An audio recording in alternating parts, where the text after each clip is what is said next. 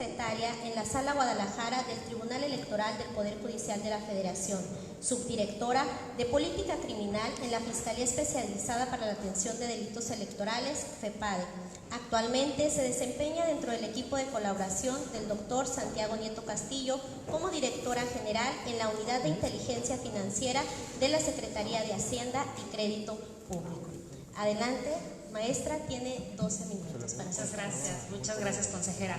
Antes que nada, quisiera agradecer la invitación del magistrado presidente del tribunal, de todo su equipo, de los demás magistrados, agradecer a las personas con las que me están tocando compartir la mesa, al doctor Cliserio, al maestro César. La verdad es que son instituciones en estos temas, y sobre todo agradecer a la gente del tribunal que pues ha hecho posible este evento. Fue un evento, o es un evento muy bonito, y la verdad es que celebrar 25 años de un órgano cuyo objetivo es el control constitucional en materia electoral de una entidad tan importante como es Baja California, pues no es cosa menor.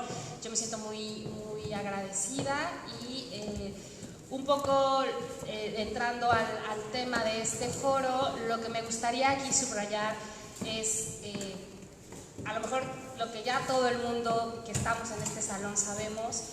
Todos sabemos cuál es la función primordial o el objetivo de un tribunal electoral local, pero siempre es bueno recordarlo, porque a veces damos por sentadas las cosas, y sobre todo cuando se cumple determinado tiempo. Yo siempre he dicho que de lejos uno ve mejor. Cuando se cumple determinado tiempo se puede ver qué ha pasado, de dónde viene, cuál es el estado actual, y sobre todo la perspectiva o los objetivos a los que se pretende llegar. Yo creo que partir de esta idea romántica del federalismo desde 1824, cuál es la función de los órganos, de las entidades federativas, si realmente es verdadera esta autonomía o como lo menciona la Constitución, autonomía, soberanía, y ver dónde estamos parados y cuál es específicamente la función. Yo creo que es una de las funciones más importantes el control de la constitucionalidad en materia electoral, porque lo comentábamos hace rato con mis compañeros de mesa. A final de cuentas, el control constitucional en materia electoral es lo que define o lo que garantiza la vigencia de la Constitución y del propio diseño constitucional a través de la salvaguarda de un pilar fundamental, que es la democracia. Desde el hecho de garantizar la observancia a votar o a ser votado, y todas las demás prerrogativas que son inherentes a este tipo de derechos son los que sustentan el pilar fundamental del propio diseño constitucional. Dentro de cada entidad federativa, cada entidad, aunque pertenezcamos a un mismo estado, tiene cosas diversas, como lo decía un constitucionalista argentino. No podemos exportar ni dentro de nuestras propias jurisdicciones modelos de otros estados o modelos de otros países, porque tenemos que atender específicamente a la realidad, en este caso a la realidad estatal. ¿Qué hace el tribunal entonces, y cuál es la labor de un tribunal? Que yo me atrevería a decir que los tribunales electorales locales son verdaderamente tribunales constitucionales, porque no solo no dependen de ningún otro poder. Quizá dentro del modelo haga falta cuestiones como la definitividad de sus sentencias, pero ya es una cuestión del propio diseño, y que creo que es uno de los puntos claves que deberíamos tocar en algún momento, cuál es cerrar la definitividad de las sentencias para que realmente sea el máximo órgano a nivel estatal en la materia. El asunto es que tienen una tarea fundamental, y la tarea es revisar la vigencia de su constitución local, pero también del orden constitucional nacional, y en beneficio obviamente de esta dualidad, no solo que ustedes son los vigilantes de que se cumpla con lo que establece su constitución local y la constitución federal, sino también que se respeten los derechos político-electorales de los ciudadanos, tanto los votantes como los que están siendo votados. Creo que hoy en día la realidad está cambiando. No podemos hablar como hace un par de décadas de un centralismo fáctico. Ahora, si bien existe coincidencia entre la distribución de competencias, coincidencias tal vez partidistas, tal vez coincidencias ideológicas, eso no significa que se esté perdiendo la autonomía. Y creo que es bien importante seguir manteniendo como esa línea, el hecho de que existan coincidencias entre quien detente la función ejecutiva con quienes detenten predominantemente la función legislativa y la jurisdiccional, digo en su doble aspecto o en el doble sentido, no significa que sea previo a la autonomía. ¿Cuáles son los retos? Yo creo que a partir de esto se puede generar un consenso y se pueden hacer cosas que antes no se podían hacer precisamente porque no existía esta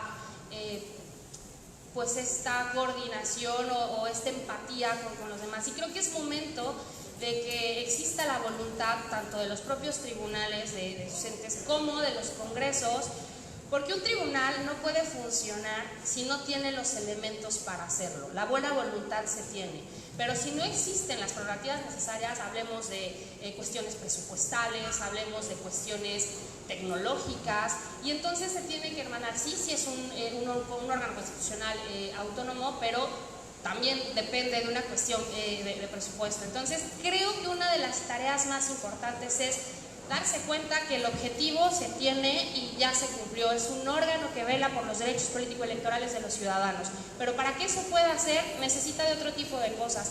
Creo que esos son los retos hoy en día, no solo en Baja California, sino todo el país, con la ola de reformas que se vienen, adecuarlas a la realidad política y a la realidad existencial de los propios estados, ¿no? Creo que es un buen ejercicio este tipo de foros. Creo además que voces expertas como los compañeros que tengo al lado de la mesa podrían proponer muchas cosas, y sobre todo la buena voluntad y la coordinación que puede existir entre el propio Congreso y la parte ejecutiva, y la voz del tribunal, que como ente autónomo puede tener la pauta para enumerar cuáles son los objetivos. Más bien, ya se tiene el objetivo, pero cuáles son las necesidades para cumplir ese objetivo. Y culmino diciendo, aplaudiendo la labor que hace este tribunal y felicitándolos por estos 25 años, que quizá a las personas que estén aquí no les tocó recorrer ese tiempo, pero sí les toca festejarlo y les toca seguir con los próximos años que vienen, y sobre todo tienen un papel fundamental, que es precisamente la salvaguarda del principio rector de la ingeniería constitucional en este país y en este estado, que es la protección a la democracia. Muchísimas gracias.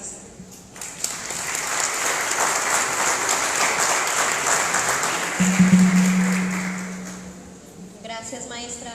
Bueno, pues me llama la atención lo que comenta en cuanto a resaltar la definitividad, ¿no?, de las decisiones que se toman por parte de los tribunales electorales en los estados.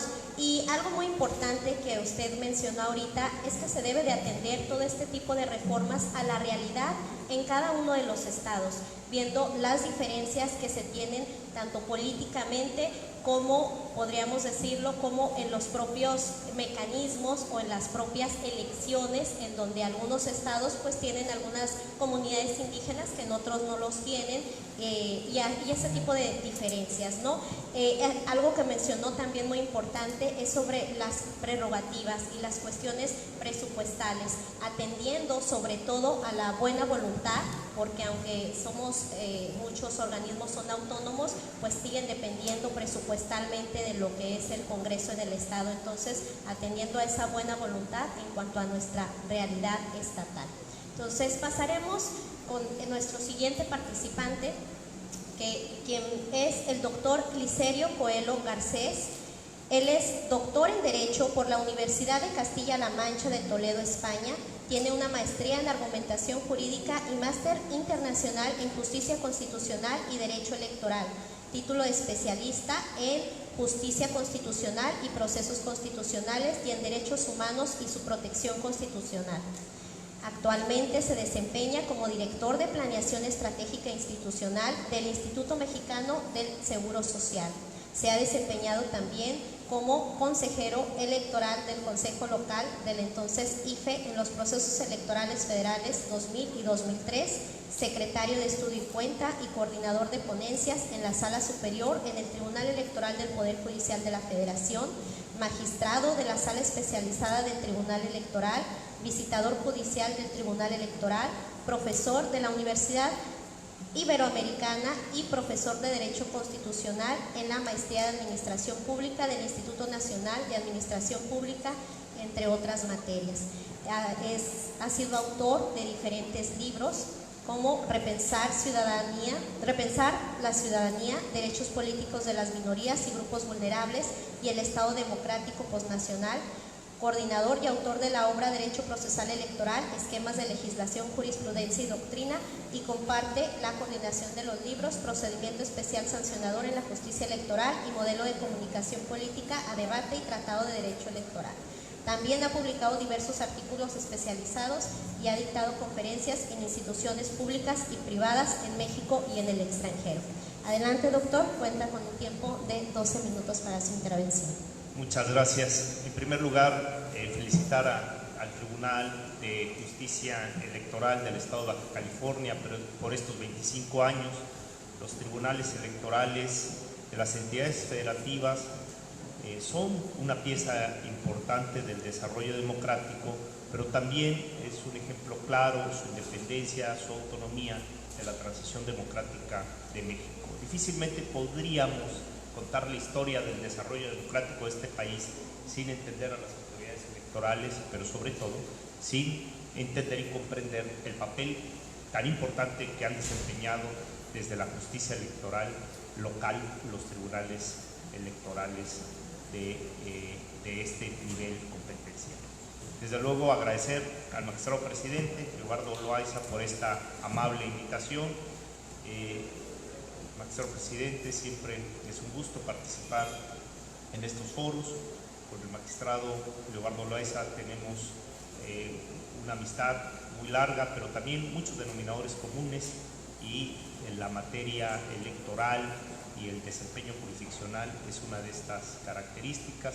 Estoy muy agradecido por esta amable invitación, siempre es un gusto participar en este foro y sobre todo aquí en este contexto de la universidad, en donde se pueden discutir y analizar ideas en relación al federalismo electoral.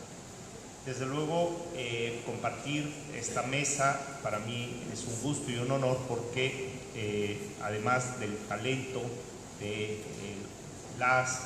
y el jurista que hoy nos acompañan en esta mesa, también tenemos denominadores comunes, como con el magistrado César Wong, que es un gran amigo, compañero de materia y de batallas, haciendo una estupenda función en la Asociación de Tribunales y Salas Electorales de la República Mexicana, y desde luego con la inteligencia que siempre caracteriza a la maestra Itziu Hurtado, y con la espléndida moderación de la consejera electoral Olga Maciel.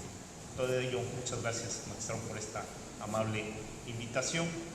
A mí me gustaría hacer una reflexión de un tema específico que atañe desde luego a los tribunales electorales en general, pero que hoy podríamos decir que también tenemos que hacer un análisis del régimen sancionador electoral como competencia de los tribunales electorales locales. ¿Cuáles son los retos que tiene el régimen de sanciones electorales de la competencia de la jurisdicción electoral? Como ustedes recuerdan, en el 2014 se determinó que las resoluciones de los procedimientos especiales sancionadores, tanto en el ámbito estatal como federal, dejaban de ser una competencia de la autoridad administrativa electoral, es decir, dejaba de ser una competencia de los institutos electorales locales, para que la fase de resolución estuviese a cargo de los tribunales electorales. Esto significó dejarle a las autoridades administrativas la fase de instrucción o de investigación y a los tribunales electorales la resolución. Qué complejo es pensar en un procedimiento en donde intervienen dos o más autoridades. Y cuando digo dos o más autoridades es porque en ocasiones no solo interviene el área vinculada a llevar a cabo la investigación de las faltas electorales, sino que en algunas circunstancias específicas se tiene que pronunciar un comité de quejas y denuncias en relación a la procedencia de las medidas cautelares. De tal manera que un solo procedimiento en donde se pronuncian diversas autoridades, la fase de instrucción, de investigación y las medidas cautelares, precautorias o provisionales a cargo del Instituto Electoral local, para el caso de las entidades federativas, y la fase de resolución, más no de instrucción ni de integración del expediente, sino únicamente la emisión de la sentencia a cargo del Tribunal Electoral. De tal manera que es un procedimiento sui generis, con una dual, un solo procedimiento con una coparticipación de autoridades, lo cual esto hace muy compleja la integración del expediente, porque si el órgano resolutor no coincide con las ramas de investigación o las vertientes de investigación que abrió la autoridad administrativa, o si considera que son insuficientes, o por qué en algunos casos se le requiere determinados aspectos a autoridades o a partidos políticos y a candidatos y en otros casos no. Aquí la pregunta es, ¿condiciona la fase de investigación a la determinación del juzgador? Por ejemplo, si no obra en el expediente una serie de elementos como resultado de requerimientos, entonces el juzgador no puede ir más allá de lo que obra en el expediente. Condiciona la fase de investigación al resolutor, entonces ¿cuál es la autonomía del resolutor para determinar la sanción en caso de que corresponda?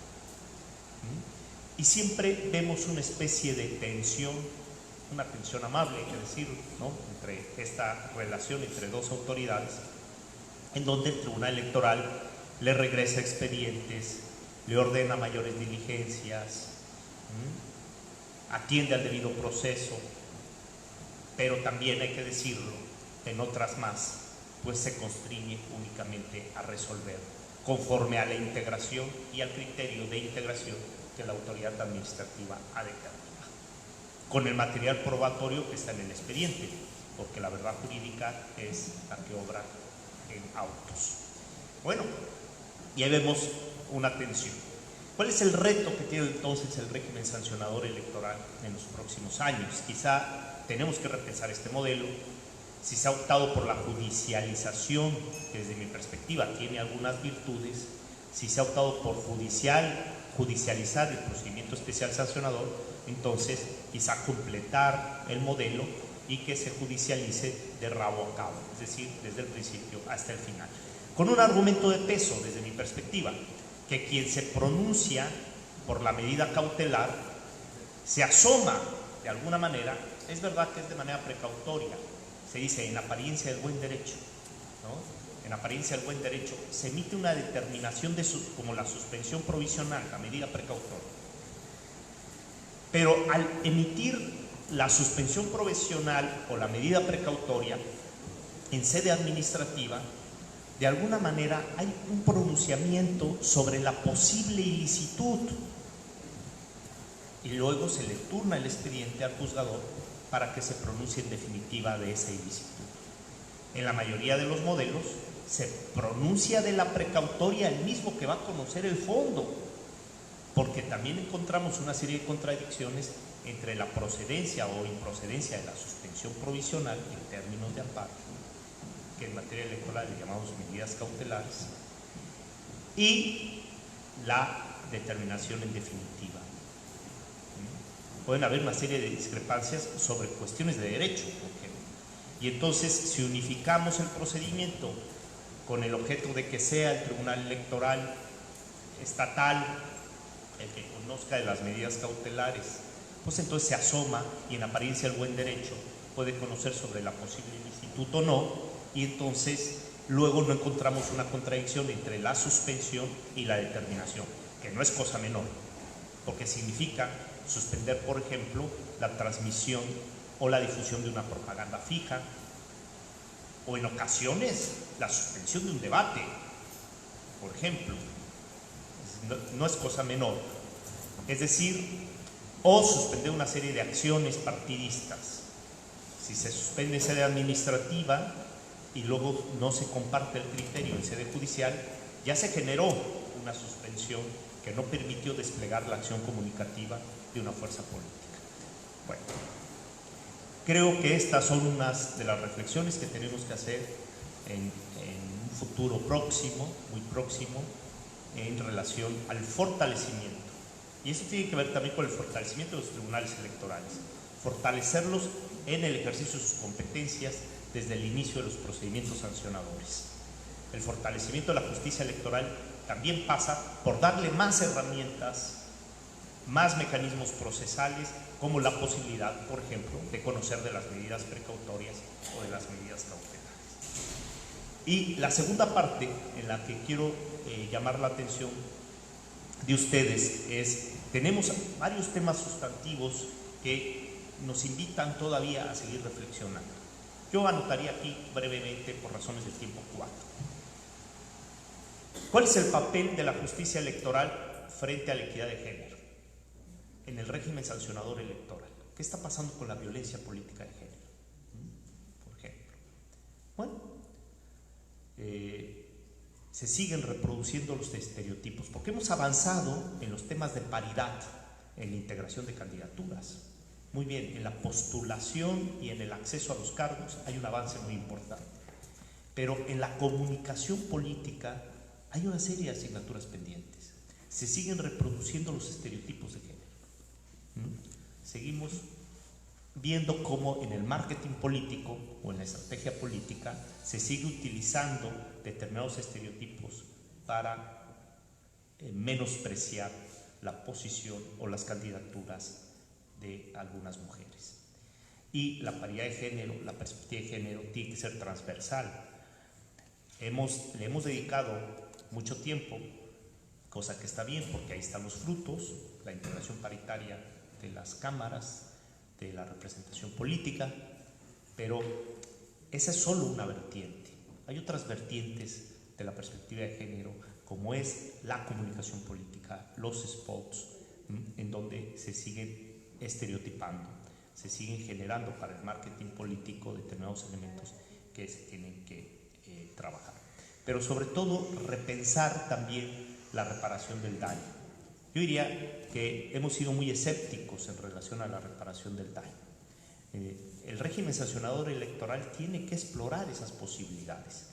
Si alguien fue afectado por una calumnia o por expresiones que menosprecian su posición en una candidatura, si una mujer a partir de determinada comunicación política o propaganda ve afectada su posibilidad de obtener el apoyo ciudadano, pues entonces se requiere la reparación del daño causado. No solo la sanción, sino tenemos que explorar también la posibilidad de que la sanción vaya aparejada de la reparación del daño, bajo los criterios internacionales y convencionales, como la Corte Interamericana de Derechos Humanos lo ha enumerado. No me voy a detener ahí, porque la reparación del daño por sí misma requiere una conferencia específica, porque en materia electoral, pues ya tenemos el pronunciamiento de la primera y la segunda sala de la Corte, por ejemplo, cuando dice que el juicio de amparo no es el juicio adecuado para la reparación del daño, porque la restitución en el amparo por sí mismo ya lleva una especie de reparación. Bueno, en materia electoral se ha avanzado desde otra perspectiva, es decir, en algunos casos se ha considerado procedente que en el juicio para la protección de los derechos políticos, si es un juicio en el que se puede, además de determinar si fue fundada o no la pretensión, si se actualizó o no la violación a los derechos, pasar a la siguiente etapa, que es la reparación del daño. Pero fíjense, aquí estamos advirtiendo si es procedente o no la reparación del daño en el régimen sancionador, no en un juicio de garantías, no en un juicio de protección, sino en un juicio de sanción.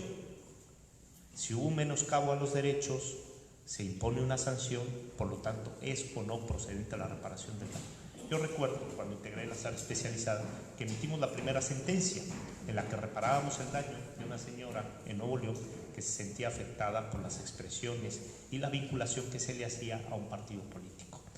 En esa ocasión se impugnó el asunto y la Sala Superior determinó que en el régimen sancionador electoral no era procedente la reparación del daño. Afortunadamente, del 2016 a la fecha, ¿no?, en estos últimos años, hay nuevos criterios en donde se ha considerado que la reparación del daño sí puede ser un complemento, ¿no?, secundario del régimen sancionador electoral. Otro aspecto que creo que nos plantea un reto muy importante es la participación de los niños y las niñas en la comunicación política. Se justifica vincular a una temprana edad a un niño o a una niña a una alternativa política cuando no tiene la capacidad de discernir sobre su filiación política. Es válido vincularla a una alternativa política cuando todavía no puede decidir por sí misma o no tiene la madurez para decidir si desea participar o pertenecer a una fuerza política. Hay muchos casos en donde a algunos menores se les vincula a una alternativa política y quedan marcados de por vida. Está el niño de Hitler, por ejemplo, ¿no? Hitler llegó un día a visitar a su amigo a un hotel y vio a un niño rubio que desde su perspectiva podría representar la superioridad de la raza aria, y entonces le convencieron al niño a cambio de una tarta de manzanas, eso dice él, que se fotografiara con Hitler, y fue parte de una propaganda durante muchos años. Cuando este niño crece, entra a la edad madura y empieza a buscar trabajo, pues era el niño de Hitler. Después de la Segunda Guerra Mundial, imagínense ustedes quién le daba trabajo al niño de Hitler. Y cuando a él se le pregunta, ¿qué caro le ha costado a usted haber aceptado eso? Dice, sí, tenía 3 años y fue a cambio de una tarta de manzana, que recuerdo, dice él, que nunca me la dieron. Es decir, bueno. ¿Cuáles son las consecuencias? ¿Y qué tenemos que hacer en el régimen sancionador electoral para modular o fortalecer, bajo esta visión de preservar el interés superior de la niñez, estos aspectos? Sobre esto también podemos decir mucho, pero nuestra espléndida moderadora me está sacando la tarjeta amarilla. Es tarjeta blanca, no era la roja. Voy a ir acabando. Como dicen los italianos, ya voy acabando y siguen hablando.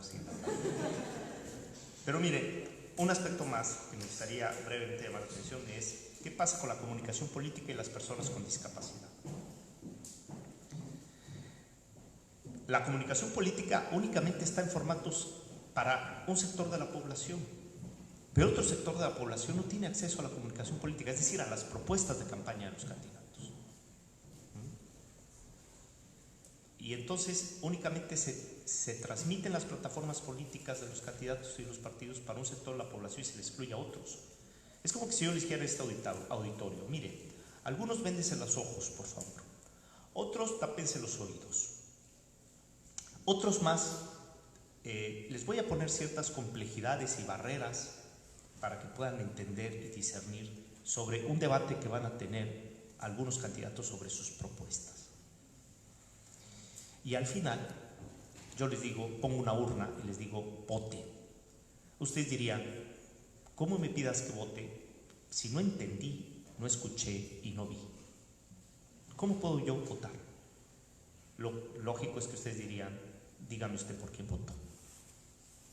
Porque yo no tuve la información para discernir el sentido del voto. Bueno, hay un porcentaje importante. El 10% de los electores tiene algún tipo de discapacidad. Y algunos, de manera natural con la edad, llegaremos quizá a eso, la visual, por ejemplo, ¿no? Bueno, no es un tema menor. Hoy se está haciendo una comunicación política solo para unos, excluyendo a otros, y desde una perspectiva de inclusión, de entender que el reto de la democracia también es ver a todos por igual, es ver también a los más vulnerables, es entender que el papel de la justicia también, de la justicia electoral, también pasa por generar las mejores condiciones posibles para que todos puedan ejercer su voto de manera libre y en condiciones de igualdad. Muchas gracias, doctor. Muchas gracias por intervención. esta espléndida participación Por y por más que contribuimos la tarjeta roja.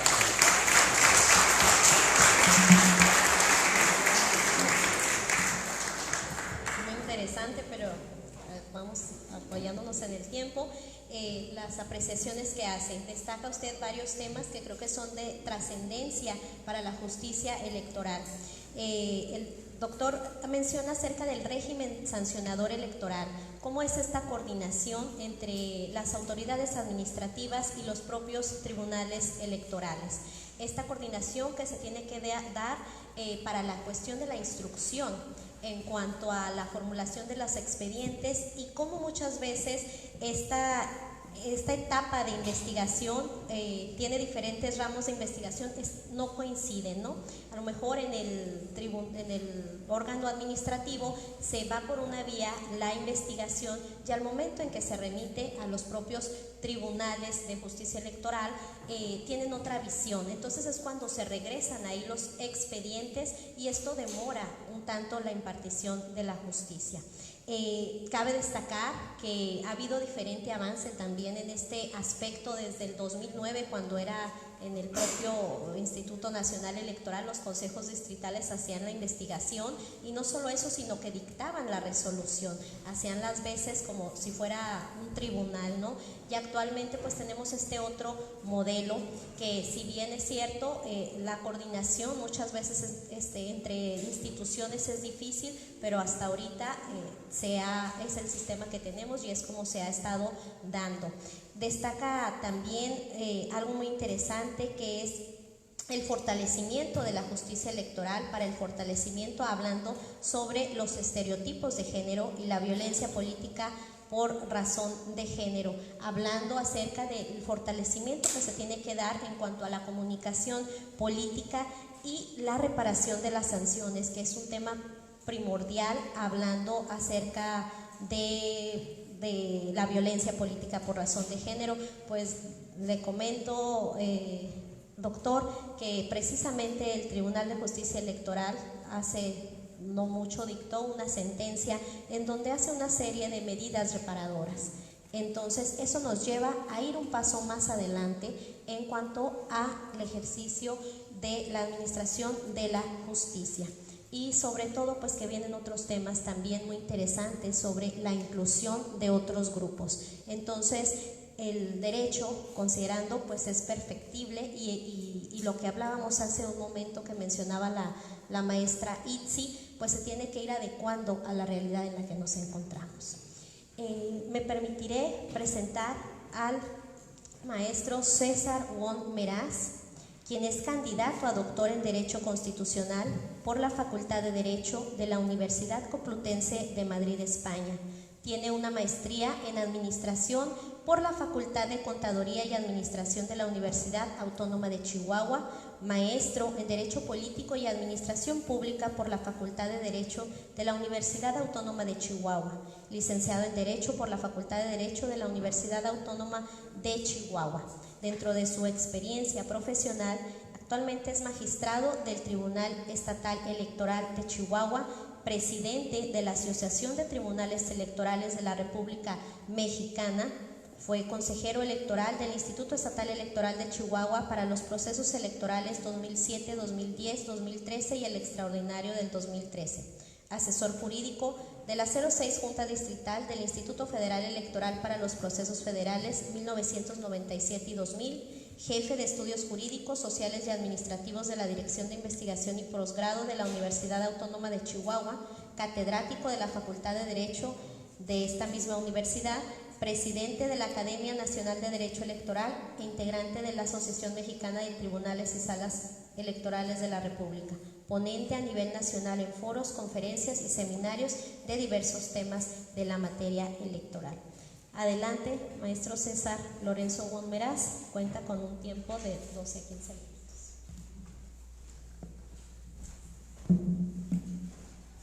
Me siento como en el programa de Don Francisco.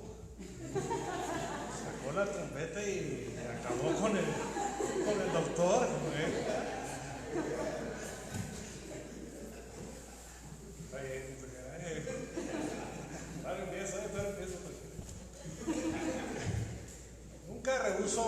invitación y menos a un festejo, a un aniversario. Es importante señalarlo que no solamente para un chihuahuense, como bien decía ahorita en la hoja de vida curricular, es estar aquí, sino que festejamos a nivel nacional los más de 120 magistrados y los más de 2,000 empleados de los tribunales electorales de la República Mexicana. La judicatura electoral nos componemos aproximadamente de ese número y hoy festejamos con Baja California su aniversario. 25 años de justicia electoral, se puede decir fácil, pero no lo ha sido. Es importante manifestarlo, decirlo y que haga eco en todas y cada una de las entidades de la República Mexicana. Es importante no solamente para los tribunales, no solamente para los que nos dedicamos a la justicia electoral local o a los órganos administrativos, al INE, al Tribunal Electoral del Poder Judicial de la Federación, a las FEPADES, a las fiscalías locales. Este engranaje que hacemos las autoridades electorales viene a bien señalar que hemos dado una justicia electoral, pero hemos dado paz social, hemos dado una estabilidad económica. Por eso me congratulo de estar aquí. Es importante para nosotros acompañar en estos festejos. Saludo con mucho gusto y agradezco al presidente, a Eduardo Loaiza, su invitación y su amistad. Como siempre, amigo, gracias por ser una parte importante de la Asociación de Tribunales Electorales de la República Mexicana. Junto con ellos, saludo mucho a mi amigo, a Jaime Vargas, magistrado. Es una de las personas no que conoce nada más aquí en Baja California, sino que tiene un currículo impresionante en esta materia a nivel nacional. Felicidades, amigo, y gracias de antemano. También a la magistrada Elba Regina, que hoy no nos pudo acompañar, pero le mando un saludo importante. Y con ello,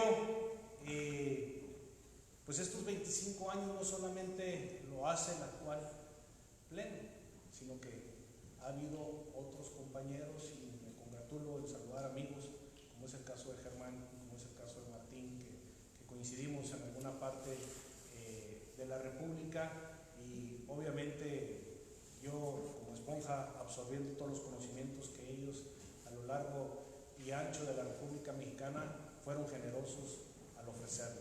Felicidades también porque esta es una fiesta y esta fiesta estamos todos. Muy bien. Todavía no empiezo, oye.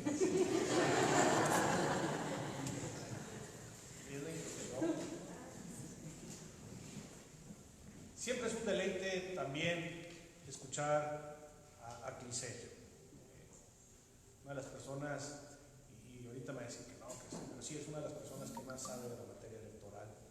Ha sido, se van a enojar las compañeras, pero un extraordinario presidente de la Sala Regional Especializada, una persona con una apertura, con una generosidad, con llevar las riendas también de esa sala, la cual a todos nos permitió y nos abrió las puertas. Muchas gracias, y eso hemos querido hacer nosotros en los tribunales electorales. Ser tribunales electorales de puertas abiertas, de entrada como de salida, que la gente vaya, que la gente conozca, pero también que los magistrados podamos salir y veamos las actividades que realizamos, pero sobre todo decirle a la gente los derechos políticos electorales que tiene cada uno de los ciudadanos. Eso es importante señalar. Saludo con mucho gusto a la maestra Itzi de la Unidad de Inteligencia Financiera. Hay que estar bien con ellos. Saluden por favor al doctor. Hoy en la mañana bromeábamos, ¿no? Y decíamos que era importante, le iba a pedir un favor, ¿no? Que cancelara las cuentas para la de mi señora, que la tarjeta ya la trae, ¿no? Y también con mucho gusto saludo a la consejera Olga Viridiana Maciel Sánchez. Felicidades por estar ahora en este órgano administrativo de Baja California. Felicidades, enhorabuena. El tema que nos reúne esta mañana es el balance y prospectiva del federalismo judicial, el cual, si me lo permiten, Me gustaría abordar desde una visión del México actual y del rubro del federalismo, cómo las determinaciones que en los tribunales locales hemos llevado a cabo. Lo presumo con mucho gusto y lo digo a grandes letras. En toda la República Mexicana, en 2018, se llevaron más de 12,000 asuntos en toda la República, en todos los tribunales electorales. En el 70% de todas las impugnaciones que llegan a los tribunales, en el 70% de los tribunales electorales funcionamos como esta autoridad primaria, pero única. Eso es importante decirlo. La gente cree en los tribunales electorales. Y un 30% que se va a esta justicia electoral federal, que es bueno que se tenga. Tenemos en toda la República un 93.9 de confirmaciones. Podemos decir, es complicado, ha ido avante, ¿sí? Y quiero decirles que ustedes aquí en Baja California tienen uno de los mejores tribunales. Tuvieron 288 impugnaciones, de las cuales 81 se fueron impugnadas a la sala regional y a la sala superior. Y les confirmaron 74, un 95.6 de confirmaciones. No es un tema menor. Y esto no se da por obra del Espíritu Santo. Esto no es una cuestión de decir, qué bueno. No. Los magistrados y el personal del tribunal están haciendo bien su tarea. Y eso lo debemos de decir. Porque lo que no se ve, no existe. Y aprovecho mucho las palabras del señor gobernador ahorita. Qué bueno que quiera hacer una reforma electoral. Qué bueno que vean las situaciones. Y ahora nos toca a nosotros platicar con los que ganaron. Imagínense si platicáramos con los que perdieron. Ok, vamos a hablar. Vamos a ver el presupuesto. Aquí en Baja California existe actualmente una sentencia que no ha sido acatada. Y yo lo tengo que decir. No vengo a echarles flores nada más. Pero el presupuesto se tiene que entregar. No me interesa que solamente, oiga, es que hay una sentencia y no se puede ejecutar. Se tienen que ejecutar las sentencias, para eso está. Se tiene que pagar, se tiene que dar el dinero. Eso es lo que tenemos que hacer.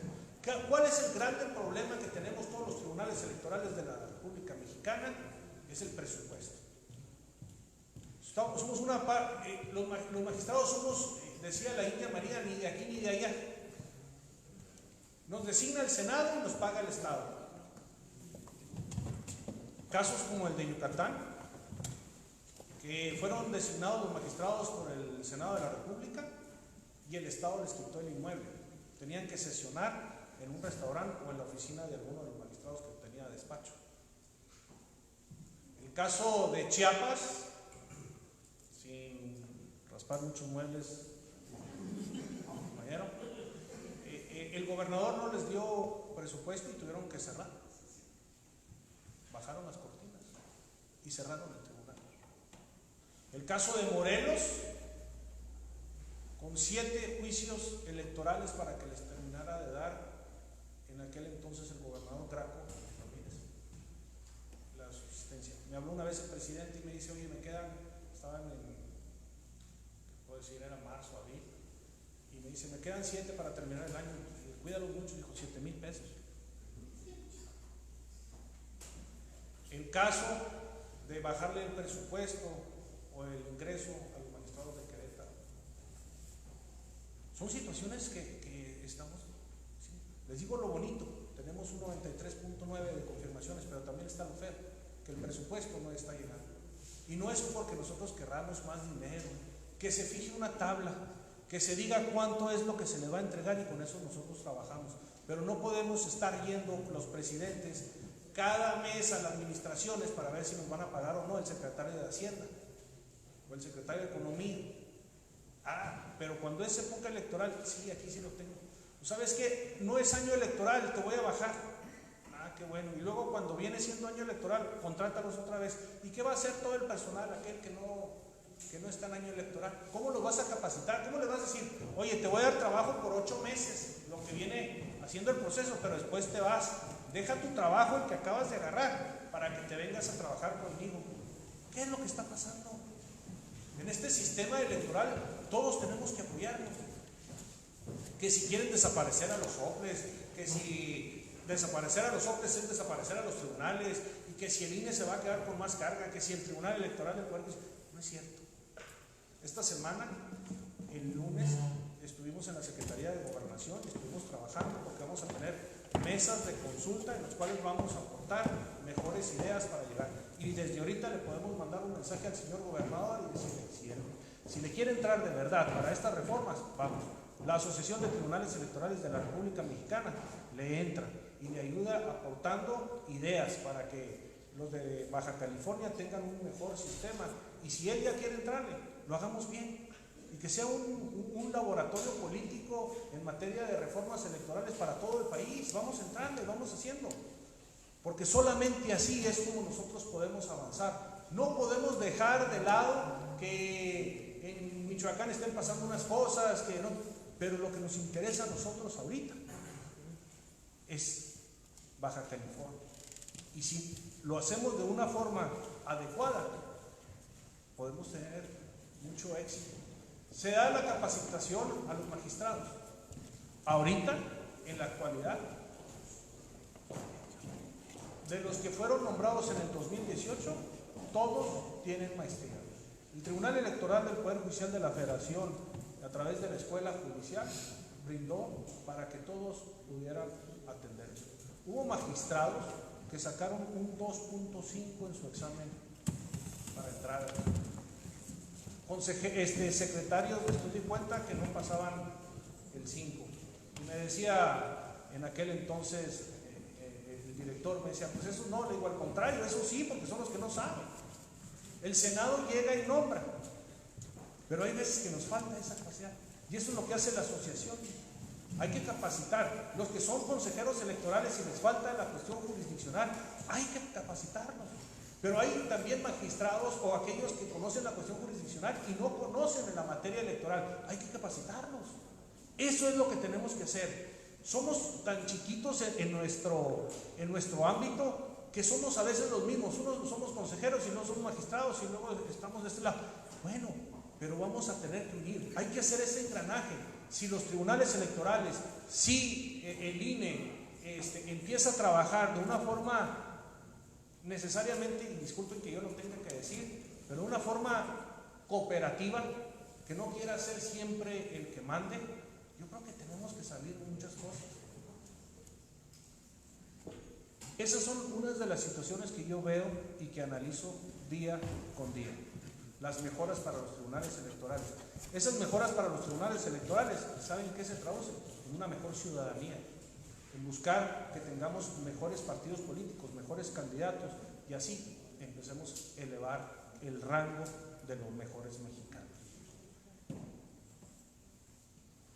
Quiero decir el caso Bonilla. Es importante venir a señalarlo. ¿Estuvo bien o estuvo mal? Ustedes tendrán su opinión. Lo que yo sí puedo decirles es que hubo una situación difícil que atendieron con mucha valentía los magistrados, no solamente siendo eficaz, eficiente, sino valiente, y eso se valora. ¿Por qué? Porque el defender tus convicciones, el defender el derecho en cada una de las entidades federativas es importante. Pero ¿saben qué? Si ustedes no hacen eso, gente que está a 3,000 kilómetros de aquí está decidiendo que los bajocalifornianos no saben el actuar político, no saben qué está pasando aquí, atienden unos papeles y si va bien fundado, pues órale, o cómo le vamos a entrar. Valoro mucho la decisión que tomaron ahorita, viendo al magistrado Loaiza, al magistrado Vargas, de señalar que era importante para Baja California. Vamos quitándole, si quieren ustedes, el tema legal, pero si en el tema económico es bueno tener elecciones cada 2 años, vamos a gastar dinero, pero eso sí, la democracia es muy cara. Pues sí, porque así no la ponen. ¿Por qué no le vamos a entrar para hacer las cosas mejor? Hablamos de una paz social, hablamos de una paz pública. ¿Saben por qué a veces la gente puede dedicarse al arte, puede dedicarse al comercio, puede dedicarse a la ganadería, a las fábricas, a todo lo que están haciendo? Porque los órganos electorales estamos brindando una paz social, lo cual no tiene ahorita Chile, no tiene ahorita Venezuela, no me quiero meter con Bolivia. Pero esas son las situaciones que se están dando y eso es lo que tienen que hacer los tribunales electorales. Pero tenemos que decir, tenemos que cacarear que nosotros estamos haciendo las cosas apegadas a derecho para que la ciudadanía pueda entender que somos importantes y que no solamente actuamos cuando está después de una jornada electoral y decimos quién gana o quién no. O que digan, ¿saben qué? Pues es que no hacen nada en todo el año, pues no se peleen tanto los partidos políticos para que nosotros no tengamos entonces tanto trabajo. Estamos viendo otras cosas y estamos cada día profesionalizándonos más. La capacitación en nuestra asociación no solamente ha sido nacional, sino ha sido internacional. Hemos estado en Nueva York, en Washington, firmando un convenio con la OEA porque nosotros podemos ayudar a asesorar a otros países, pero también estuvimos en la Sorbona de París. Pero este año, el siguiente año, es el 2020, estaremos en España y en Brasil. ¿Saben qué? México se caracteriza dentro de los 10 mejores lugares que tiene órganos electorales. Pero eso para nosotros siempre es malo. Tiene alguien que venir a decirlo de afuera para poderlo creer. Nosotros no creemos en nosotros mismos. Es tiempo de que podamos reformar nosotros mismos nuestra forma de pensar para poder hacer esas reformas que quiere el gobernador o que quieren los de Baja California. Reformas completas. Si no hay reformas completas o leyes completas, no hay una justicia completa. ¿Cómo le podemos hacer si las herramientas que nos están dando son pocas? Con mucho se ha dado. Y yo felicito a todos y cada uno de estar el día de hoy escuchando grandes comentarios, viendo un aniversario que es importante para México, para Baja California, para los magistrados, para todos. Y sobre todo yo me gustaría mucho señalar, antes de que toquen la trompeta,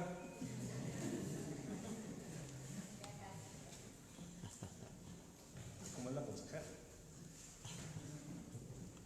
Los tribunales electorales de los estados hemos aportado desde nuestra trinchera lo que ha estado en nuestras manos para lograr un mejor México. Con trabajo y con preparación, hemos contribuido a través de nuestras sentencias a fortalecer el Estado de Derecho, tan necesario y tan merecido para nuestra nación, dando así un paso hacia consecución de un México mucho más justo y, por supuesto, mucho más democrático. El federalismo y el respeto a la soberanía de los estados, miembros de esta federación, ha sido trascendental en la evolución como nación que hemos vivido. Quienes creemos en él y en la democracia como forma de gobierno, tenemos la tarea de transitar esta idea a las próximas generaciones, pues solo de esta manera seremos capaces de salvaguardar el legado de nuestro devenir histórico ha forjado, siempre con una meta en común, lo mejor para las y los mexicanos, que sea por el bien de Mexicali, que sea por el bien de Baja California, pero siempre, siempre, siempre sea por el bien de México. Muchas gracias.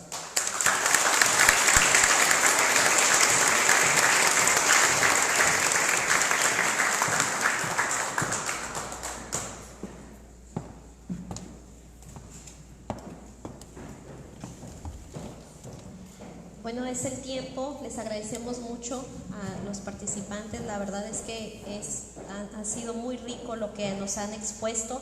El maestro nos hablaba precisamente sobre la importancia de los tribunales, al mencionar, creo que algo muy importante, que brindan una paz social.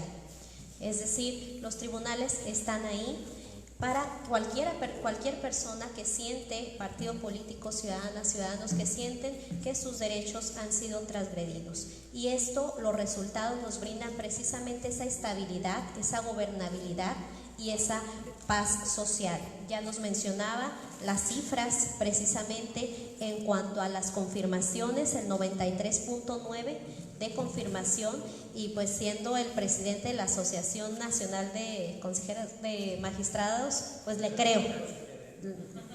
Ahorita eso lo discutimos.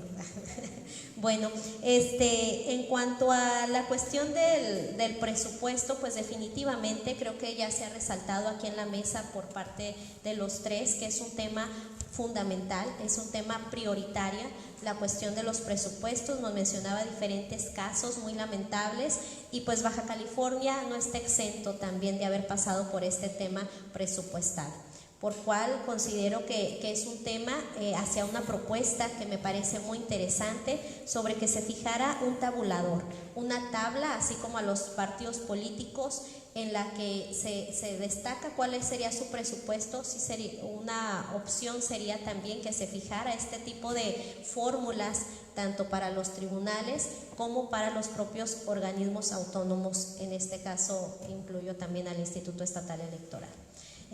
Las aportaciones que nos hacen son magníficas, los felicito, las felicito, y daremos el tiempo a las preguntas por parte de las personas que nos acompañan.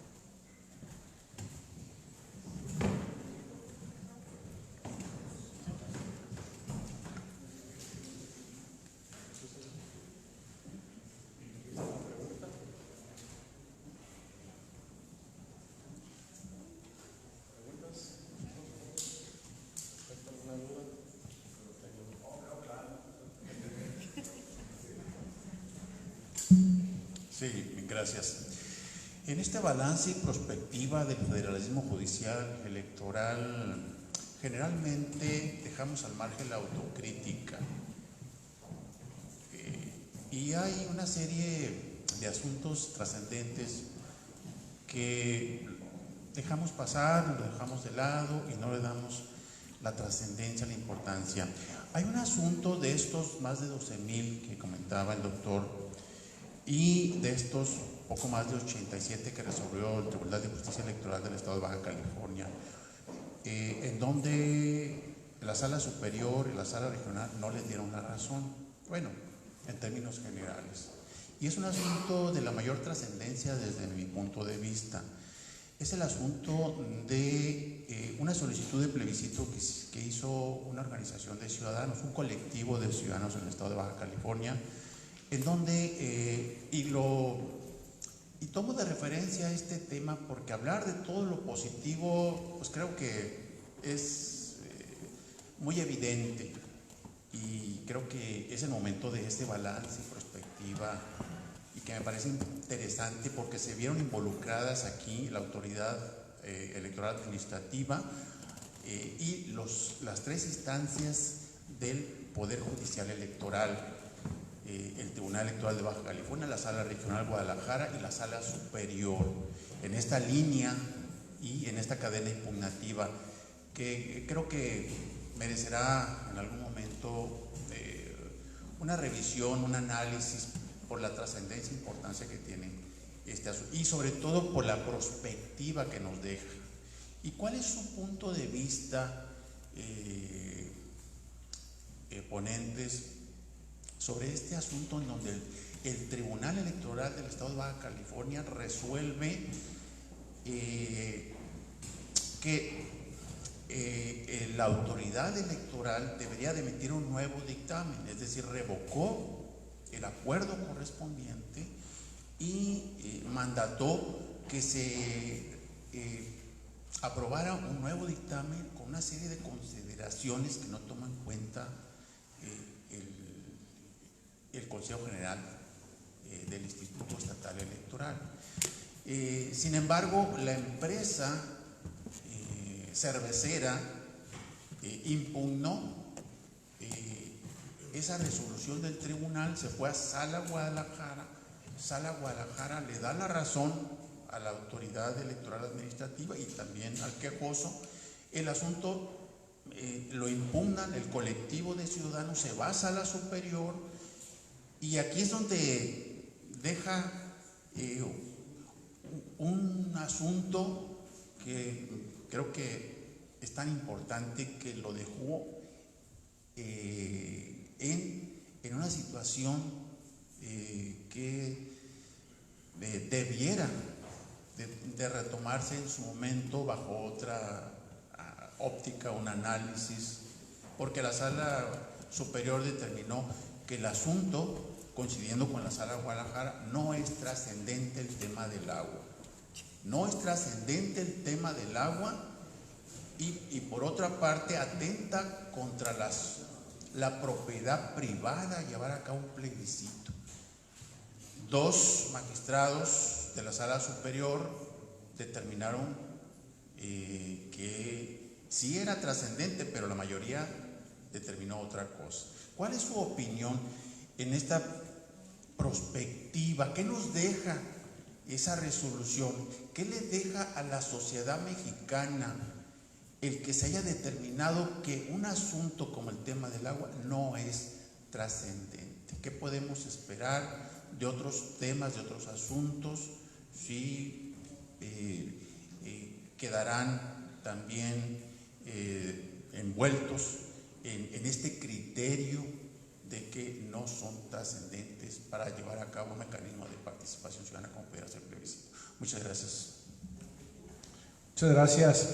Como vi que estaba viendo al doctor Coello, le voy a pasar el...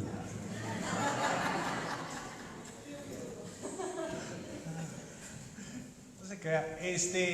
Si me permite, nomás hacer referencia. Sí, conozco no tan a fondo el juicio, pero imagínense, si le dicen a usted que no es importante el agua, imagínense nosotros en Chihuahua, que también carecemos de agua y que vemos todos estos mecanismos legales y que estamos tratando de incorporar la participación ciudadana, donde podamos cada quien decidir y no aventar todo al centro, que ese es el tema. Si nosotros pudiéramos empezar a encontrar esos mecanismos para poder tener esa participación ciudadana, corresponde a todos incrementar esta situación. ¿Por qué? Porque solamente para la persona que vive aquí es la que va a decir si es importante o no el agua, no para los del centro. En alguna ocasión me tocó estar en Chiapas y me llevaron a las 7 lagunas y el Chiflón y todo eso. Pues si usted le dice, oiga, y luego en Chiapas le dice, pues nosotros tenemos la cascada de Baciasiachi nada más en Chihuahua y en la noche le cerramos para no tirar el agua. O sea, son situaciones totalmente distintas las que viven. Este México es nuestro mosaico, este México es la importancia que debemos de tener cada uno como mexicanos. En esta cosmovisión, como bien señalan los pueblos originarios, no somos iguales, somos diferentes y tenemos que tener un trato diferente, porque no es lo mismo Chiapas, Mexicali que Chihuahua o que la Ciudad de México. Debemos de entender para poder participar y para poder adaptar.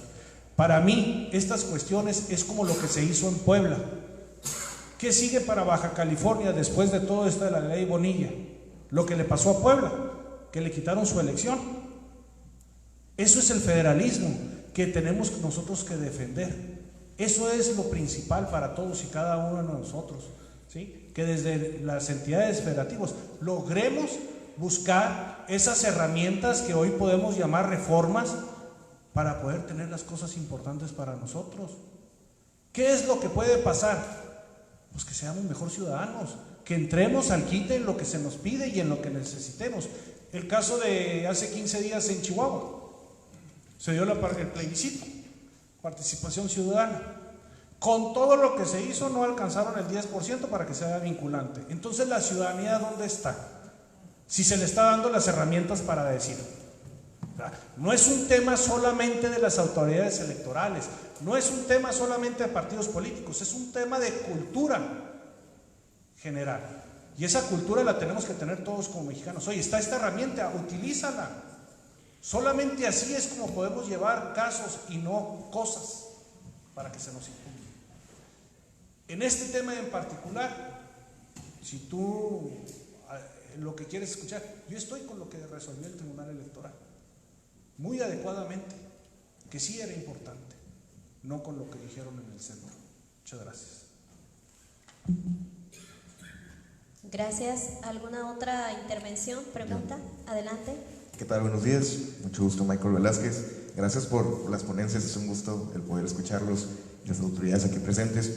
Yo sí quisiera hablar de entrada, pues vine a un evento como invitado y cuando veo el evento, pues veo que no hay están autoridades, pero faltan las juventudes, faltan nosotros los que estamos incidiendo en política, los que estamos incidiendo en participación ciudadana, los que estamos todos los días trabajando con la sociedad civil. Yo quisiera ser muy puntual, y hablaba el tema el maestro Clicerio, el tema de la comunicación, esa parte de la comunicación sesgada y que damos nada más un mensaje, pues que en este foro de balance y perspectivas, ¿qué acciones concretas está emprendiendo el tribunal, los tribunales, estas asociaciones para generar esta política de acercamiento a las juventudes con las personas que estamos trabajando, que muchos no conocemos el trabajo de los tribunales? ¿Qué acciones concretas se están realizando para acercar a las juventudes en ese sentido?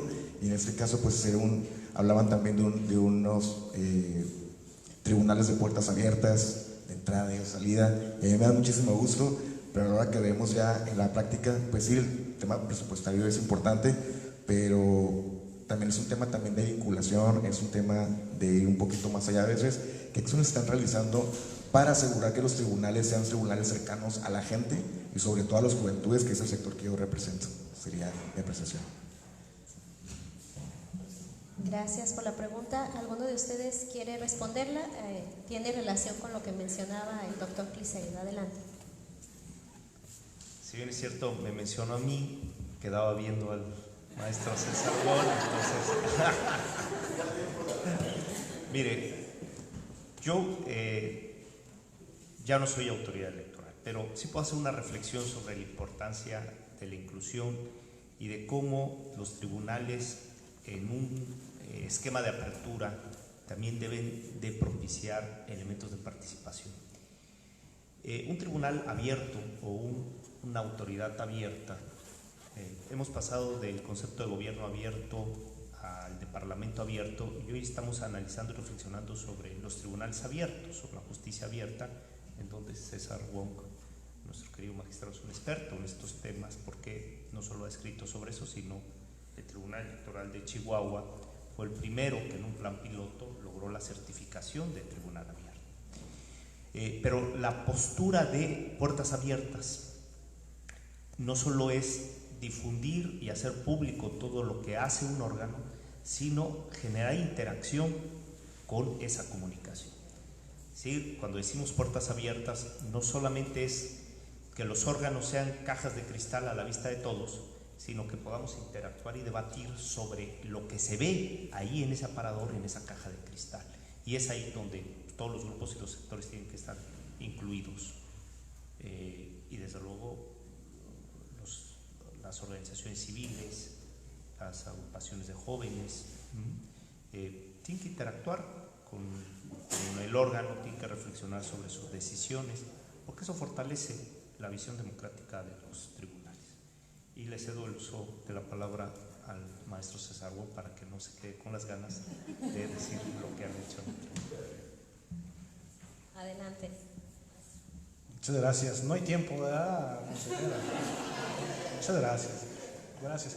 Un placer y gracias por la oportunidad de dialogar. Yo creo que es lo que más enriquece, no venir a escuchar solamente un monólogo de algunos de que somos nosotros, pero este dinamismo de poder preguntar y responder y llevarnos a cabo algo importante es lo que a mí más me gusta. Te quiero decir que en la asociación hicimos el primer concurso de juicios electorales orales. Estamos queriendo irnos a la cuestión electoral. Eso es importante. La justicia alternativa. A ver, no todo tiene que ser demandar y todo eso. A ver, vamos a sentarnos, vamos a ver cómo le vamos a entrar. Eso es lo que estamos haciendo. Puertas abiertas también es en universidades. Hemos ido a universidades y estamos haciendo una estrecha relación con los consejeros para llevar a cabo, por ejemplo, el voto electoral electrónico.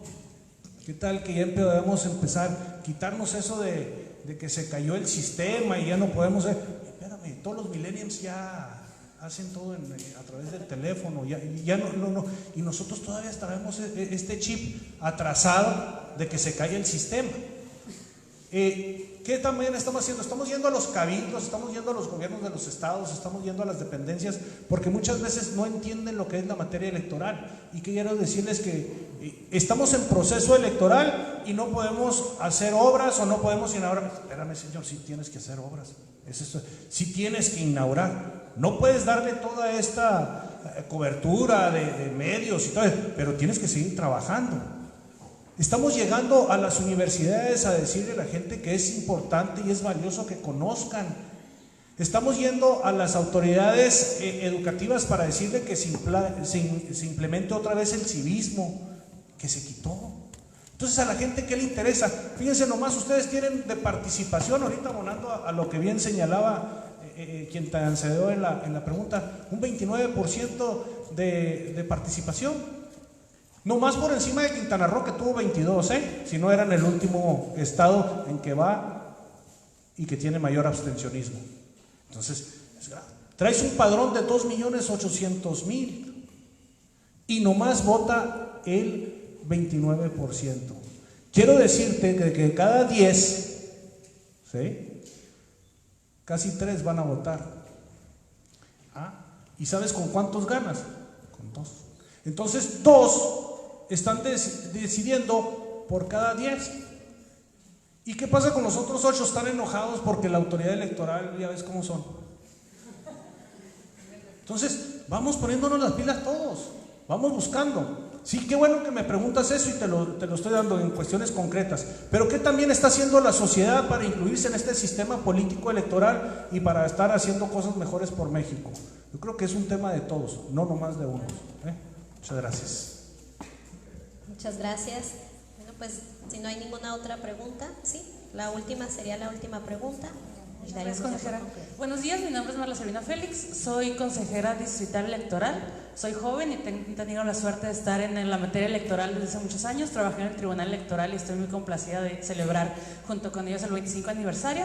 He sido consejera distrital por 2 periodos, siendo muy joven, lo cual fue un gran reto porque pues te encontrabas con gente de otras edades. Pues contestando a la pregunta, ¿no? Los jóvenes que queremos estar, estamos aquí en la materia electoral. Y tengo una pregunta para cada uno de ustedes. En primer lugar, para el doctor Cicleria, preguntarle cómo ve el avance de los derechos humanos, porque es un tema muy importante que usted abordó, sobre todo en este tema, en el de los niños. Me gustaría que ahondara un poco más de cómo visualiza usted el futuro en México para la niñez, porque igual los padres pueden aprobar que los niños salgan en comerciales, sin embargo, sigue siendo dudoso no proteger el interés superior de la niñez por parte de la autoridad, no así aunque los padres lo quieran. También para Itzi Hurtado, es un placer que seas la mujer que nos represente a nosotros en este panel, además de nuestra consejera electoral.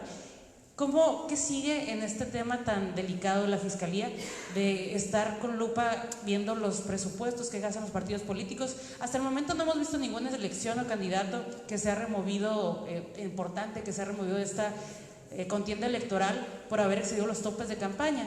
Sin embargo, seguimos esperando que la reforma del 2014, que tiene esa intención, se aplique de esa manera y pues cómo lo están trabajando ahí en la Fiscalía. Y bueno, para el presidente de la Asociación de Tribunales Electorales de la República Mexicana, César, muchas gracias por tu entusiasmo. Me llama mucho la atención el tema de la ley Bonilla, que es un tema que sigue siendo como un tanto escabroso para los baja californianos y para la prensa. ¿Cómo verías tú, cómo ves este futuro en Baja California de aprobarse la ley Bonilla, que la próxima gobernatura sea de 5 años? Sería todo, gracias. Gracias, bueno, pues ya tienen cada uno sus preguntas ya definidas, son 3. Vamos, la primera sería, adelante, para el doctor Clicerio, en cuanto a la participación de las jóvenes en la vida democrática. Muchas gracias, consejera, por su espléndida conferencia que nos acaba de dar sobre 3 temas específicos. En relación a los niños y las niñas, como inicialmente anotábamos, tenemos que reflexionar y ser muy cautelosos, porque vincular a las niñas y los niños a una temprana edad a una afiliación política, cuando aparecen en la propaganda política, pues es un poco delicado. Y hay diversos modelos. Están los modelos prohibicionistas, dicen los niños y las niñas no deben aparecer en los spots partidistas, y hay otros modelos que permiten esa posibilidad, pero diríamos, con una serie de requisitos reforzados para preservar el interés superior de la niñez. Estando en este modelo, diríamos, reforzado, que dicho sea de paso se acaba de construir porque nadie reflexionaba en México sobre este tema antes del 2015, cuando empezamos a ver los primeros casos en donde pues, se requería establecer vía interpretativa, vía jurisprudencial, algunos criterios, porque la ley para la protección de niñas, niños y adolescentes únicamente se refiere a proteger la imagen de los niños, por ejemplo, en las entrevistas o en las noticias, cuando se le pixelea la imagen o el rostro a los niños, cuando salen en noticias o cuando se les hacen entrevistas, sobre todo cuando están vinculados a hechos delictivos, ¿no? O cuando se les trata de vincular como víctimas o para que den su versión o den sus declaraciones en relación a hechos. Pero no tenemos nada en la ley en relación a la materia electoral. Lo que teníamos es una serie de principios que están en las convenciones, principios constitucionales en relación a la protección de la imagen, la integridad y el interés superior de la niñez. A partir de estos criterios constitucionales y convencionales, entonces, se ha venido construyendo por la vía jurisprudencial un reforzamiento de estos requisitos. Diríamos, en principio está permitido, pero se requiere cumplir una serie de requisitos. Ahora, lo que es verdad es que se tiene que generar una posibilidad de participación. Y yo recuerdo muy bien un caso donde un niño con discapacidad aparecía en un spot de un partido político en una silla de ruedas. Y cuando se revisó si cumplía con los requisitos del consentimiento de los padres y demás, él decía, con independencia de que mis padres lo hayan permitido o no, yo deseo participar porque lo que yo quiero es tomar parte en la vida pública y que se visibilice que nosotros también tenemos voz, ¿no? Ah, caray, ver desde el otro enfoque, cuando está convencido, pero claro, era un joven que ya había participado en los parlamentos juveniles, que si bien es cierto era menor de edad, pues tenía una edad que le daba cierta madurez para opinar en relación a los asuntos públicos, estaba generando espacios de participación. Entonces eso nos hizo reflexionar y mire, construimos algunos criterios que todavía permanecen. Primero, el consentimiento del padre o del tutor, padre, madre o tutor. Segundo, la manifestación de la voluntad del menor de edad conforme a su edad, madurez y desarrollo cognitivo. Sí, no le podemos hacer la misma pregunta a un niño de 3 años que a un joven de 16, ¿no?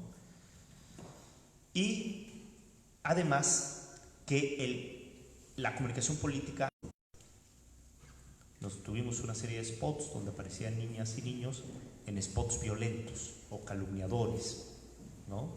Que significaban asaltos en microbuses, en demás. Yo recuerdo muy bien uno que lo hemos determinamos que era ilícito o que era ilegal porque ponía en un contexto de violencia a un menor de edad. Iba una niña en la parte trasera de un vehículo y un asaltante asesina a su madre. Claro, lo que quería decir ese partido político es que había un esquema de inseguridad en donde tal, pero con una historia desgarradora tipo cine minuto o cine spot, ¿no? Claro, por ejemplo, ahí se le puso a un menor de edad en un contexto no favorable para su desarrollo integral. El tema es de verdad apasionante, podríamos hablar mucho sobre ello. Yo no quisiera abusar del uso del micrófono, sobre todo porque mis compañeros de mesa tienen cosas interesantes que decir, cosas mucho más importantes que decir sobre los temas que usted le ha preguntado. Pero yo diría que ahí tenemos un gran reto. Vamos a anotar una cosa. Los tiempos de Estado, como usted sabe, los spots de los partidos políticos pasan en tiempos oficiales. No se puede comprar tiempos en radio y televisión. El tema es que el partido político pauta su spot, que trata de ganar adeptos, trata de persuadir al electorado. Pero estos spots se pasan a lo largo del día y no atienden a la clasificación A, B, C, D y así todas las letras del abecedario, ¿no? No atiende a esa clasificación.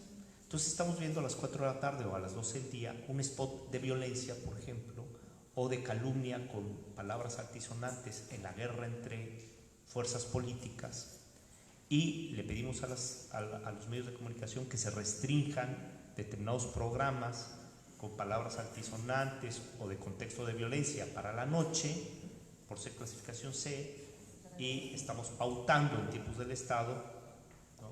Y eso, claro, no tengo una solución, porque, pues, o en un canal para niños, porque hay muchos canales que ya tienen canales para niños, que el 14, por ejemplo, tiene el 14.2, es pura programación infantil, y les obligamos a que pasen las pautas de los spots. Entonces, tiene una programación todo el día tal, y de repente aparece alguien ofendiendo a otro, ¿no? Bueno, algunas reflexiones sobre este tema. Muchas gracias. Hola.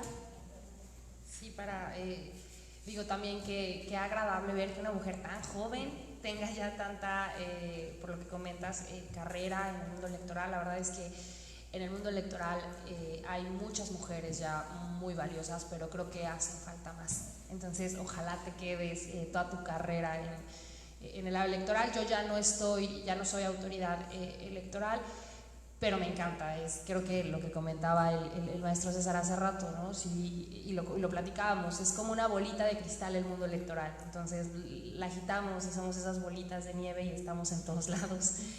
Respecto a tu pregunta, yo no vengo de la Fiscalía, yo vengo de la Unidad de Inteligencia Financiera de la Secretaría de Hacienda y Crédito Público.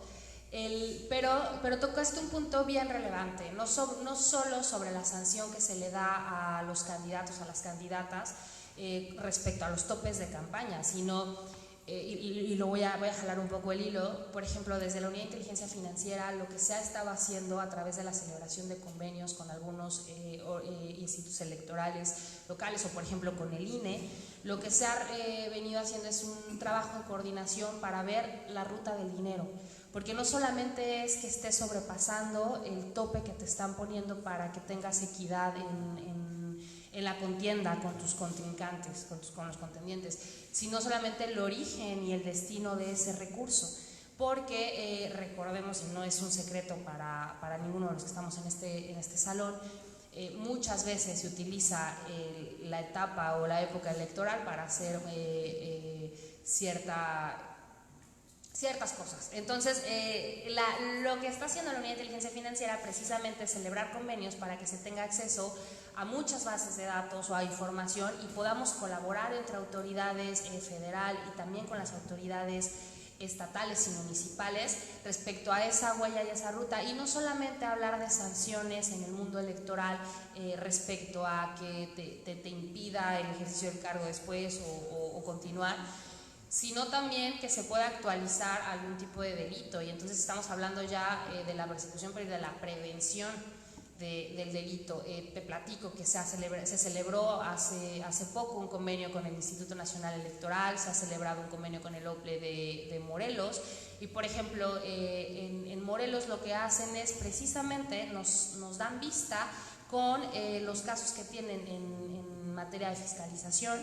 Y entonces nos dicen, mira, nosotros encontramos estas irregularidades en nuestra cancha, ustedes en su cancha, te damos la información para que puedas revisar si las personas que estamos sancionando tienen algún, de dónde vino y a dónde se fue.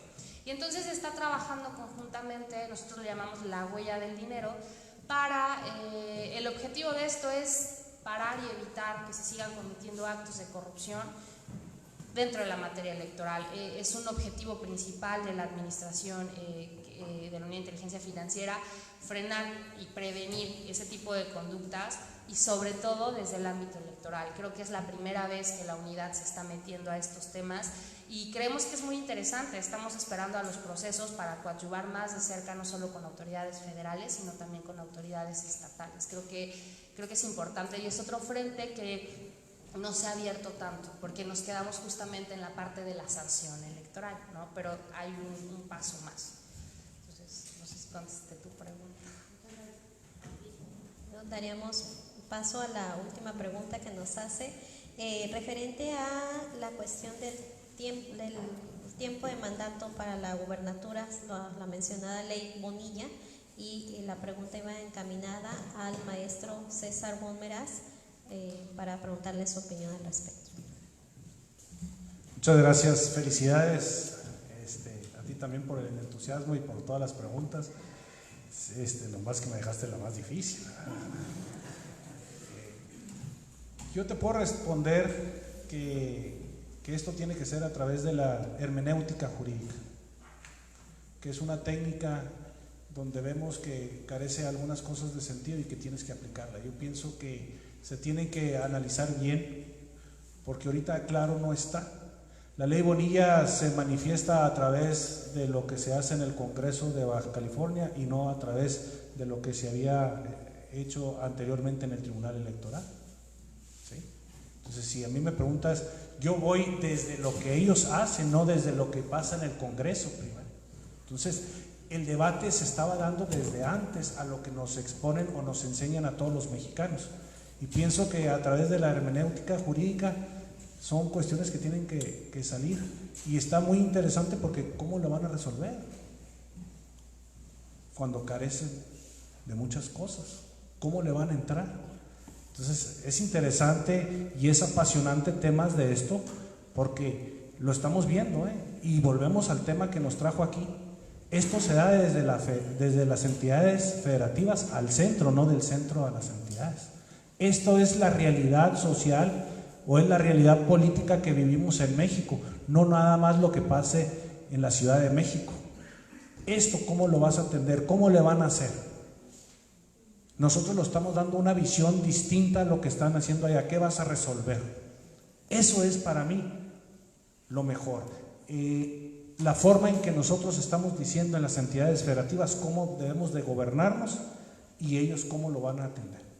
¿Quién va a impugnar? ¿Quién va a hacer? O sea, hay muchas cosas que no están claras y que tenemos que llegar, porque lo que esté pasando aquí va a pasar en otro lugar, y eso es estar haciendo, porque si tú analizas la realidad social en la que vivimos, a las leyes que tenemos, pues hay un abismo tremendo. Como hay este divorcio entre muchas veces autoridades y sociedad, ¿por qué no empezamos a cerrar esa brecha, a estrecharnos para caminar en un mismo sentido? A ver, no es cosa de estarnos peleando, no es cosa de pelearnos, no es cosa de estar en contra del gobernador o en contra de los baja californianos o en contra de la corte o de la sala superior. A ver, vamos sentándonos, ¿cuál puede ser la mejor solución? Y cada quien exponer sus argumentos. Fíjate, la inteligencia artificial, que se da mucho en Argentina, va a venir a resolver muchas de nuestras cosas, porque a veces nosotros le metimos más sentimientos que lo que realmente es.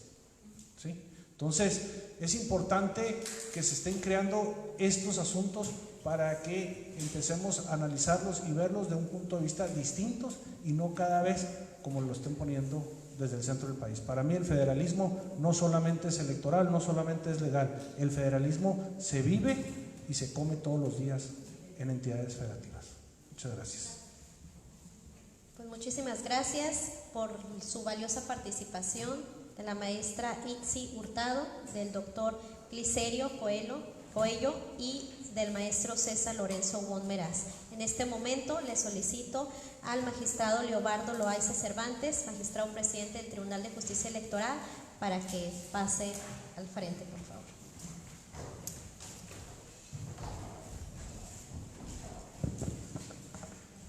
Muchas gracias por acompañarnos esta tarde ya. Estamos muy complacidos en el Tribunal de Justicia Electoral. César, mil gracias por estar en Baja California. Itzi, te agradezco mucho. Un saludo al doctor Santiago Nieto, un aliado de los temas electorales. Amigo Glicerio, te agradezco mucho que estés en Mexicali. Cada vez vienes más a Mexicali y eso me complace.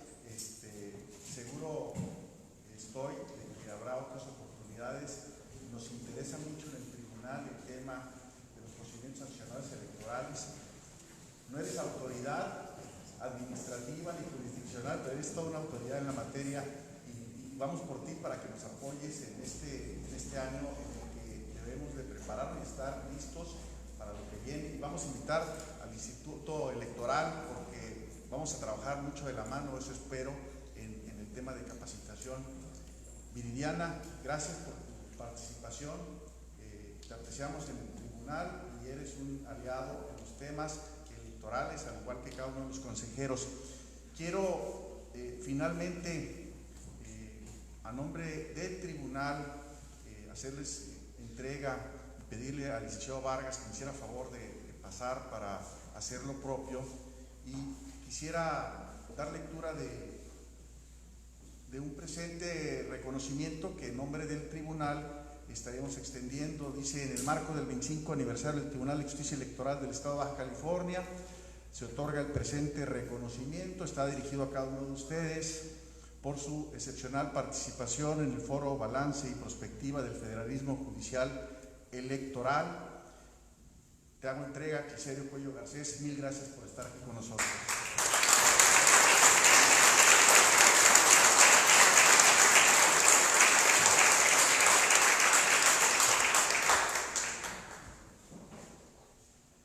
De igual forma, a nuestra amiga Itzi Wari Hurtado Bañuelos.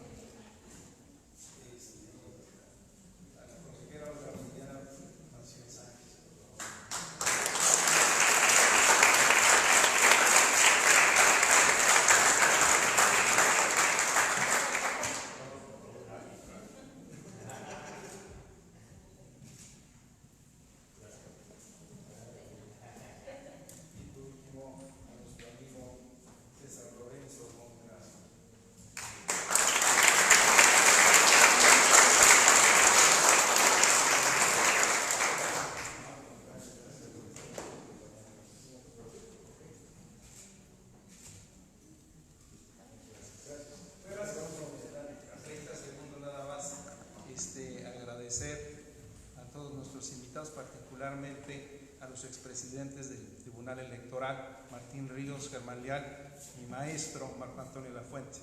También recordando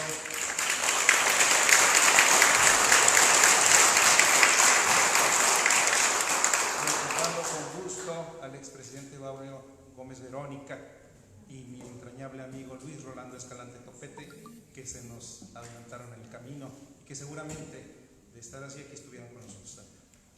Quiero que le brindemos un aplauso.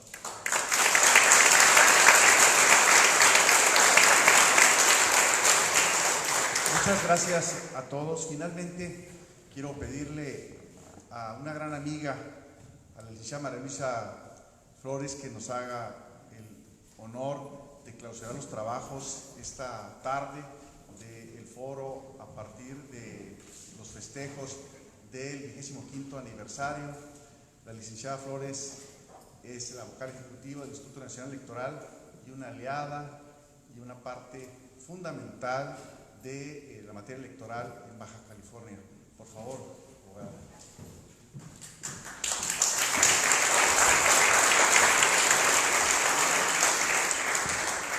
Bueno, buenas tardes.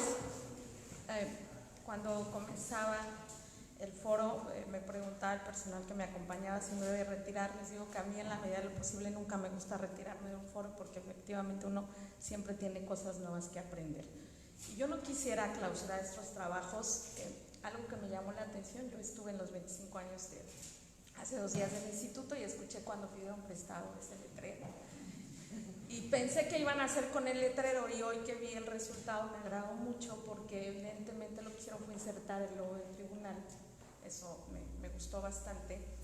Y habla de 2 cosas fundamentales, y me atrevo a decir que es la postura institucional. Y es que efectivamente en el federalismo los tribunales locales y los institutos estatales electorales tienen una vital importancia. El INE es el primero que no está interesado, por supuesto, en la desaparición de ninguno de los dos. ¿Por qué? Pudiéramos pasar otro foro hablando de por qué los institutos estatales electorales y los tribunales estatales deben de existir. Y algo muy importante, magistrado no somos la autoridad de ninguno de los demás órganos, por supuesto, sí quiero aclarar ello. Nosotros, hoy la ley nos ha colocado, el marco nacional nos coloca como una autoridad rectora, eso es cierto, pero nosotros no podemos ir en ningún momento con la autonomía de estas dos instituciones. No podríamos nosotros hacer un trabajo profesional si lo hiciéramos. Tenemos que entender que los institutos y los tribunales son evidentemente autónomos y merecen todo el respeto de cualquier autoridad, sea del nivel nacional o del que sea, y yo espero que sigamos celebrando la existencia de ambos durante mucho tiempo. Es sano para los estados que exista, es sano y es necesario, porque evidentemente no podemos quedarnos con una visión nacionalista. Aun cuando pudieran las cuestiones operativas justificar muchas cosas, la realidad es que nosotros mismos como autoridad nacional requerimos de la existencia de las autoridades a nivel local. Así que celebro y permítanme entonces felicitar ampliamente al Tribunal Leobardo, magistrado Jaime, y por supuesto a Elba, que hoy no está con nosotros. Las felicitaciones para el trabajo que realizan los magistrados y por supuesto el grupo de trabajo, y permítanme decirles que siendo las 3 horas con 25 minutos, pues declararíamos clausurado este foro, y gracias por la invitación. Pasen buenas tardes.